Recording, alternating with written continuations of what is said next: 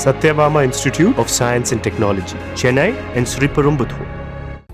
விடுமுறை தினத்தை ஒட்டி சுற்றுலா தலமான கொடைக்கானலில் சுற்றுலா பயணிகளின் வருகை அதிகரித்து காணப்படும் நிலையில் பல பகுதிகளில் போக்குவரத்து நெரிசல் ஏற்பட்டுள்ளது. விவரங்களுடன் இணைகிறார் செய்தியாளர் குறிஞ்சிவேல்.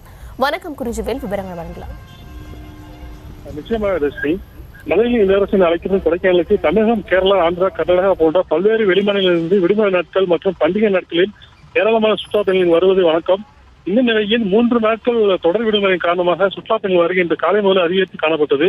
குறிப்பாக இங்குள்ள முக்கிய சுற்றுலா தலங்களான பிரைன் பூங்கா, கோக்கஸ் வாக், ரோஜா தோட்டம், குணா குகை, பசுமை பள்ளத்தாக்கு, பைன் மரக்காடுகள், மோயர் சதுக்கம் ஆகிய இடங்களில் சுற்றுலா பயணிகள் கூட்டம் அதிகரித்து காணப்பட்டது.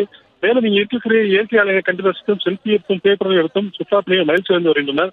மேலும் சுற்றுலா பயணிகள் நட்சத்திர ஏரியில் படகு சவாரி செய்தும், ஏரி சாலையை சுற்றி சைக்கிள் சவாரி மற்றும் சூரிய சவாரி செய்து மகிழ்ச்சி அடைந்து வருகின்றனர். 3 நாட்கள் தொடர் விடுமுறை என்பதால் அதிகமான சுற்றுலா பயணிகள் வருகையால் நகர்ப்பகுதி முழுவதும் மற்றும் பல்வேறு சுற்றுலா தலங்களிலும் கடுமையான போக்குவரத்து நெரிசல் ஏற்பட்டுள்ளது.